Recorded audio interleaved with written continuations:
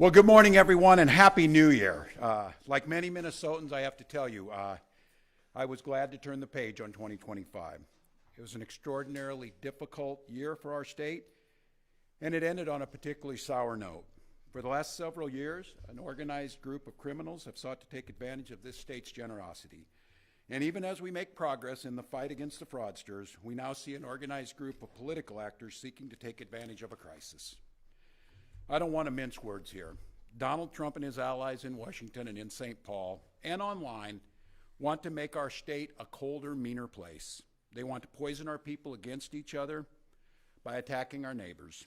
And ultimately, they want to take away much of what makes Minnesota the best place in the country to raise a family. They've already begun trying to withhold funds that were meant to help families afford child care. And they have no intention of stopping there.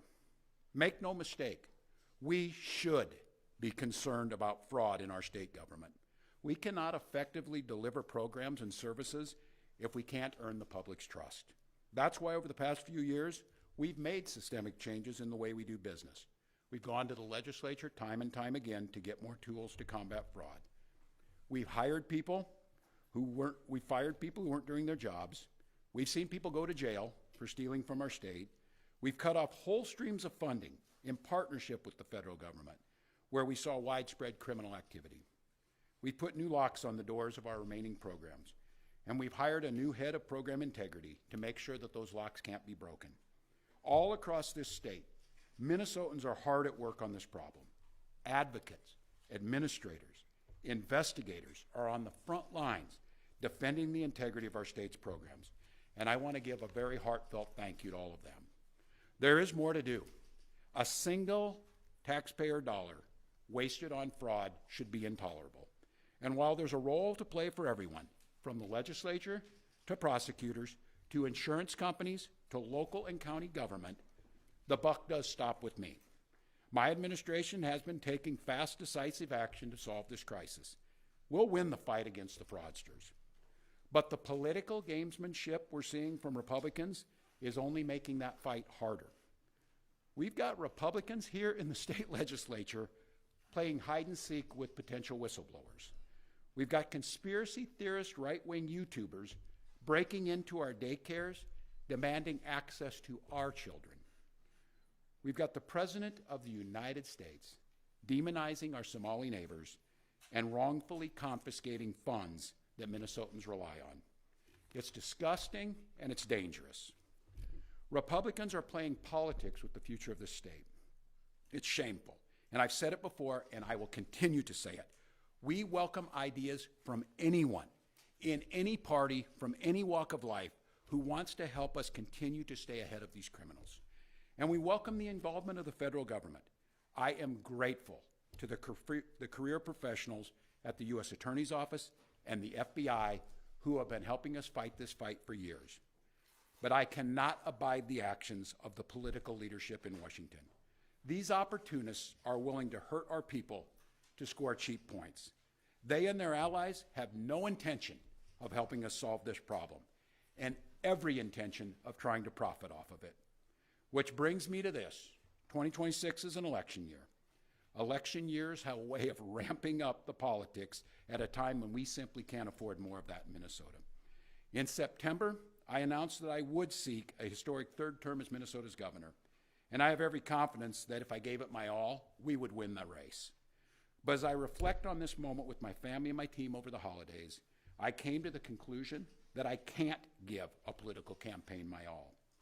Every minute that I spend defending my own political interest would be a minute I can't spend defending the people of Minnesota against the criminals who prey on our generosity and the cynics who want to prey on our differences. So I've decided to step out of this race, and I'll let others worry about the election while I focus on the work that's in front of me for the next year. I'm passing on this race with zero sadness and zero regret. I did not run for this job to have the job. I ran for the job to do the job. Minnesota faces enormous challenges this year, and I refuse to spend a single minute doing anything other than rising to meet this moment. Minnesota has always come first and always will. That's what I believe servant leadership demands of me. As an optimist, I'll hold out some hope that my friends on the other side of the aisle will consider what servant leadership demands of them in the moment. We can work together to combat against the criminals. We can work together to rebuild the public's trust and make our state stronger. But make no mistake about it, if Republicans continue down the path of abusing power, smearing entire communities, and running their own fraudulent game at the expense of Minnesotans, I will fight back with everything that I have. I am absolutely confident a Democratic and a DFLer will hold this seat come November. I'm confident that I'll find ways to contribute to the state that I love long after next January. But there'll be time to worry about all that later. Today, I'm proud of the work we've done to make Minnesota America's best place to live and raise kids. From our new paid leave policy to our child tax credit to our school lunch programs feeding every single child. And I'm doubly proud of the incredible team we put together to make this vision a reality. I want to take a moment to thank every member of my staff, to every single state employee who has been part of this fight. Now more than ever, I need you on the job. I need you to help work together to tackle the important work in front of us. And most of all, I want Minnesotans to know how grateful I am for the opportunity to serve this state, for the privilege that I have been given to serve in this office. I'm on the job. I'm focused on making sure that we stay America's best place to live and raise kids. No one will take that away from us. I'm proud of the way we treat our neighbors. I'm proud of the way that we welcome people to this state.